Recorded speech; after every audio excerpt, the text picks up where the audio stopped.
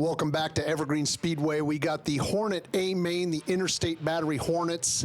Inside row 1, the 69 of Zach Meyer. Outside of him, Christian Miller in the 77. Row 2, Steve Hatch in the 82. Outside row 2, Peyton Hopp in the 16. The 15 of Matt Snyder. The 33 of Ryan Hausenfluck. Row 4 is Dan Miller on the 00. Outside of him, Mark Hubbard in the 41. Row 5, Calvin Miller in the 49, the 143 of Damon Claiborne, 319 of Burt Jacobs, the 221 of Lyndon Smith, the number 70 of Tanner Emery, and the 23 of Cole Rardon. And John Newbaum in the 13 car won the main event last week. We welcome him back in the 13. Blaine Manning in the 68, Brendan Theriot in the 54X, Jaime Corbett in the car number 76.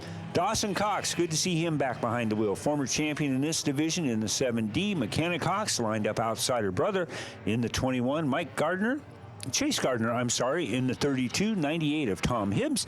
Cole Cooey in the 26, and Chad Smurth in car number 75. And Chad is one of those that has done it like we've talked about several times. Moved up from the Youth Hornet into this division, kind of how this whole process is supposed to work. So one car to keep an eye on is number 41. You know this name very well, Mark Hubbard. Green, green, green. Here we go, diving into turn 1 here. 30 laps on the road course for the Interstate Battery Hornets, as this is always kind of like the money turn right here. Lap number 1, and nice job by everybody getting through that. Very well done. As you see the number 21 car coming out of there, McKenna Cox. Yeah, just ahead of her is Brendan Theriot in the 54. You know, what a difference this week on dry conditions versus last week in wet conditions. These guys are going to take more risks, more chances as the heat gets in the tires, working lap 2 here, and it's going to be awesome. It is. Zach Meyer is your leader here as they made it through lap number 1 in good shape. You see the 00 of Dan Miller with a nice move down to the inside, further back for position,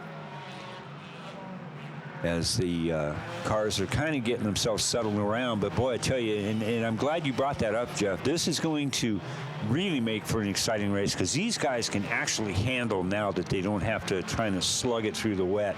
And the heat in the tires is going to make a big difference, and they want to keep going and not get into have any caution laps or don't want any reds to come out at all. But this is going to be a way different race than what you saw last week. There's a variety of tracks that these cars run. The configuration changes, but last week in the rain, same configuration as today, and the laps are already so much faster. The pace is faster from the beginning of the field to the end of the field. Not as many spin outs. You're going to have a lot more hard-nosed racing here. 30 laps make up the distance for our Interstate Battery Hornet main event on this beautiful Saturday afternoon here at Evergreen Speedway. It's kind of late afternoon as this shot is being taken, so the shadows are starting to take effect, but it's going to be so much fun to have these things. Nice shot at Jaime Corbett in that number 76. Back up in the 00 car, you see him right there as Dan Miller is being challenged by, I believe that's 49 of Calvin Miller, as they come out of the turns 3 and 4 on the 5/8, or excuse me, on the 3/8. Zach Meyer so far has had this one well in hand. He's just doesn't have a big lead, but he's just pacing himself. Looks like Christian Miller picking it up in the back. Sorry, Zach Meyer. I think I said that wrong. I think I blended first and second. But Steve Hatch in the 82 car. Oh, Brendan Theriot getting a little out of shape there. I'm impressed with the run by Peyton Hopp in that, I believe it's the number 16 car. Peyton is, I kind of think, I'm going to need to do some research, but I think that he may be a part of the Hopp hydroplane family out of Snohomish. I'm pretty sure that might be the case. There's a car to watch, the 41 of Mark Hubbard right there. That guy and that Hubbard family has just raced virtually every type of car out there. Those guys have spent a lot of years running in the old super stock division, the super late models, but the whole Hubbard family, and it was so historic here a couple of years ago. I'm sure you remember it too. Hubbard's finished first, second, and third, and it was it was history making, and that 41 car was a very big part of it. Absolutely great racing family, and he was running super late models last year, and was running street stocks this year with his son. Former champion in the division, the 7D, you can see down at in the 10th spot, Dawson Cox with Damon Claiborne in the 143 in that ninth spot. You see Damon right there in that gray car. with there's the 7 of Dawson. So they're doing battle back and forth back in the field here. So we're working lap number 9 out of 30. Even though Dawson's 10th, he was a second quicker than the leader that last lap. He's coming in strong. Yeah, and that young man, I know I call him a kid, but watching him grow in this division and as a racer overall, there's not a thing that young man cannot drive. Look at that 4 wide coming out at turn number 2. Holy cow, that will not work for too long. But you try and tell those guys to give that up. There's Dawson down on the bottom of that mess as they come out and complete lap number 11.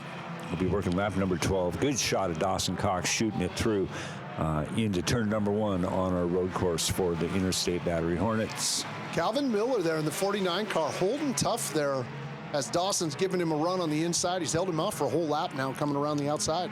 Dawson, he's moved up about a position a lap, and gives you an idea of just how blazing fast that young man is. See the number 82 car of Steve Hatch there. Nice shot of that as they are working their way, wrapping up lap number 12, finishing lap 11 and working lap 12. Lots of traffic, getting busy. Business is picking up. Hubbard blasts the bottom right there. What a move by Hubbard, shoved up. And that will put the 33 car, I believe I saw it there. Ryan Hausenfluck went up, but he'll get it back underneath there. But, boy, yeah, Hubbard is all business when he gets behind the wheel. It doesn't matter what he's driving. He's laser-focused and always looking to go to the front. Hatch is taking the point on this thing. Royce Tanner pulling in second. Christian Miller in third. Dawson Cox running in position number 4. Peyton Hopp there in the 5th spot. And, boy, I tell you, Dawson Cox just starting way towards the rear and has just gone absolutely past a whole bunch of race cars in our Interstate Battery Hornet. We're just coming up on the halfway point here, 15 down when they come across the start-finish line. 15 to go to make up the distance. Like we mentioned, last week's winner, John Newbaum, is in this one as well. But that's a good battle. Jaime Corbett and Mark Hubbard right there, 76 and 41 respectively.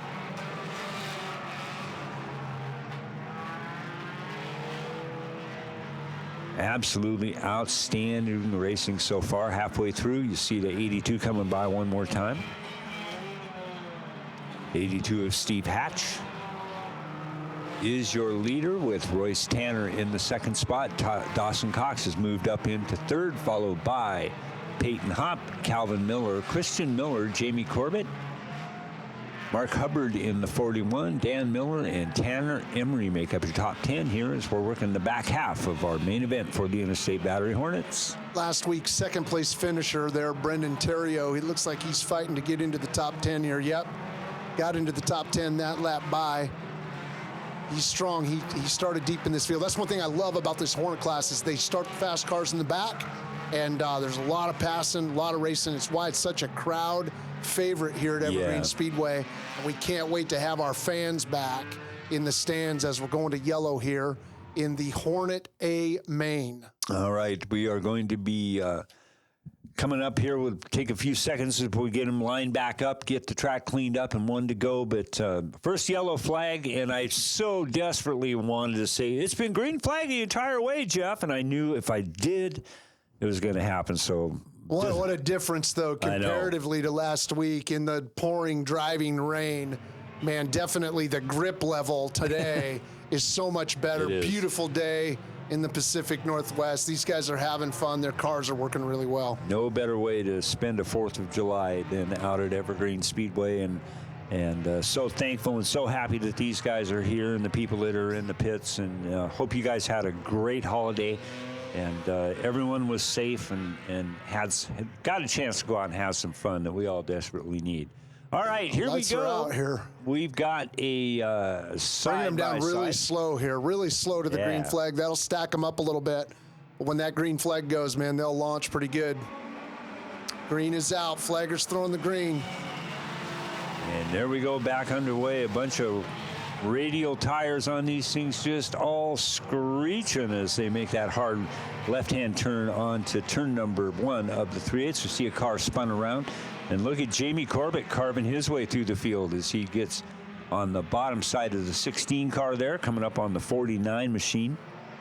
Steve Hatch had a really great restart right there, brought him down really slow, and then just beat him through the gearbox to get to the turn one first.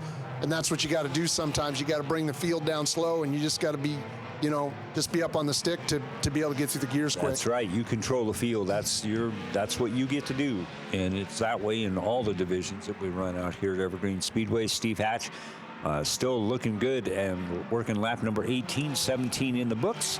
You see a good shot of Dawson Cox in that number 7 with the 23 car of Cole Rardon driving for Royce Tanner tonight. It's been fun to watch Cole Rardon make his improvements and just getting better year after year after year. And his dad raced out here for a lot of years as well. Loves running these small cars. And it just fits right into, how these... they are racing because they absolutely love to do it. Doesn't matter how beat up the car looks. Doesn't matter.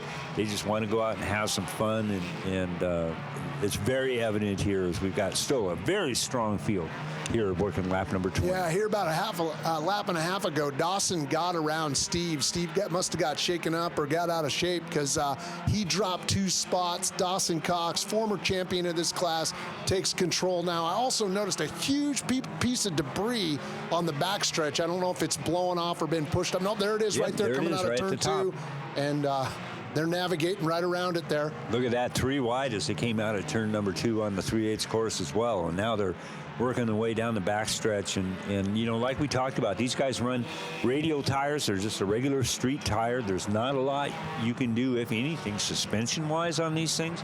So they kind of pick these cars out. These guys do a lot of research on what the best car is to do. Obviously, front-wheel drive is almost superior out here. I don't think there's a rear-wheel drive car in the field. But as we talked about last week, too, and especially when it's wet, like it was last week, having a front-wheel drive is just invaluable. It just pulls you out of that corner so you don't have to rely on getting spun around as you're making those tight turns. Yeah, our leader, the 7D of Dawson Cox, about 1.5 to 2/10 quicker a lap over second place. Working lap 22 here. I think he's got this one well in hand. A lot of battling going on, though, back in that 4th through 10th spot. You can see that gaggle of cars right there in 3 and 4. Them guys are mixing it up real good. See our early leader, Steve Hatch, who led pretty much the first half of this main event for the Interstate Battery Hornets, as he is kind of sliding backwards. Damon Claiborne in the 143 in that, I believe it's the 6th spot, with Brendan Terrio in the 7th spot, Peyton Hopp, Tanner Emery, and Mark Hubbard in that 41 car, still hanging in there in the top 10. Good shot at Jaime Corbett in the number 76. Man, That's third place. Something that might come up here. I've been on this track when the shadows get long like that, and the sun gets in your eyes in 3 and 4. It still might be high enough to where it doesn't affect your line, but man, there's this one part for about 5 to 10 minutes where you can't see the bumper right in front of you. I've experienced that before. I don't know if we're quite there yet, but we're getting close with those long shadows. Yeah, no kidding. Good shot, too, of the number 49 of Calvin Miller, as he's all over the back bumper on Jaime Corbett's number 76 car. Jaime just does a beautiful job of preparation. You see Dawson Cox there heading down into turn number 3 on the 3/8 course.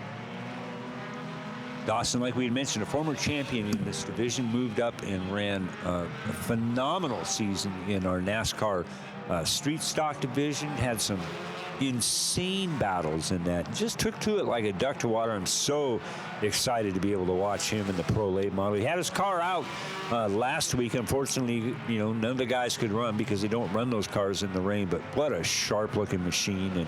And boy, Dad and Mom have just got to be so proud of that young man. Right there, Dawson Cox in the 7. Yeah, this last lap here, he gave up a few tenths to that second place of Royce Tanner. A little smoke developing in the back, man, with 3 to go, making it interesting. Keep an eye on that. Laps winding down here for our Interstate Battery Hornet 30-lap main event. There's your leader right there with nice job by Royce Tanner in that number 23 he's car. He's getting a run. He's reeling him back in, and that's what we like to see. Fans like to see good racing. Yeah, and they're going to get it here coming up. Cars all over the track, all single file now as laps winding down. Should be seeing a white flag coming up here in a couple laps. Hey, there's John Newboom. Just bumped into the top 10 here, our race winner last week in the rain. Peyton Hop ahead of him, and Tanner Emery, Brandon Terrio. Looks like white flag's in the air. White flag. Here we go. Dawson Cox one more time. One more time around. Let's see the 23 of Royce Tanner can get a run on him. Get underneath him in 3 and 4. Boy, and you know Tanner. Oh, I don't know. Dawson got a good drive right out of there, right out of turn 2 there. He did. There he goes, coming out of the final turn here on our road course for the Interstate Battery Hornets. Checkered flag out. There you see it in the corner. Congratulations, Dawson Cox, with your first place finish. Royce Tanner and Jaime Corbett, who was in our top 3 last week. And I'm expecting a good season. And it's going to make Jaime pretty happy as they bring him up, and we'll send Kyler Hope down there to talk to the top 3. And coming up next after this, the big demo derby, and that'll pretty much wrap things up. But good job by all of our racers in the Interstate Battery Hornets. Again, thanks so much, the Interstate Batteries, for getting behind this division in 2020. I just got a note here that it is Cole Rardon that was driving the Royce Tanner machine. So Cole. Okay. Oh, now we're going to get a reverse burnout, front wheel drive burnout. Yep. People say it can't be done. And the hatchback's open, ready for groceries. Yep. Load them up. So it is Cole Rardon in the number 23. So congratulations to Cole. And that is, he was up in the top 3 last week too. So. Dawson Cox climbing out of the car. So your dad brought home the victory earlier tonight. You had to follow him up. Walk me through that race. Well, we built the car. We finished last night right around 10. It was a good race for me. I got a lot of clean picks at the beginning. Had fun racing with Cole, and I didn't get to race much with Jaime, but I'm sure he was there too. It was just a blast. I was in the right place at the right time for a lot of the stuff. How much did that caution around lap 15 help you out? Oh, that was huge. As soon as I saw that caution, I'm like, oh, I got the lead. I know how to pick this. All right, who do you want to thank for your win tonight? Huge thanks to everyone that helped me today. Dave Riddell, John Bender, my dad for helping me all week get the car ready, my sister, my family, everyone. All right, the Cox win 2 tonight in the Superstock Figure 8s, and now the Hornets. Cole Rardon back on the podium, not a mini stock this time, in a borrowed Hornet. You're in Royce Tanner's Hornet. How'd that happen? I live with him, and he offered me to drive the car, and so I said, yeah, I'll drive it. So in the last few laps there, you're starting to hunt down the 7. What more did you need besides maybe a couple more laps? I don't know. That guy's an amazing driver and a great racer, and I love racing with him, and I don't know if I had anything for him. Cole Rardon comes home P2 tonight. So Jaime Corbett here in 3rd place, and you had a mirror full of Calvin Miller. Walk me through that battle for 3rd.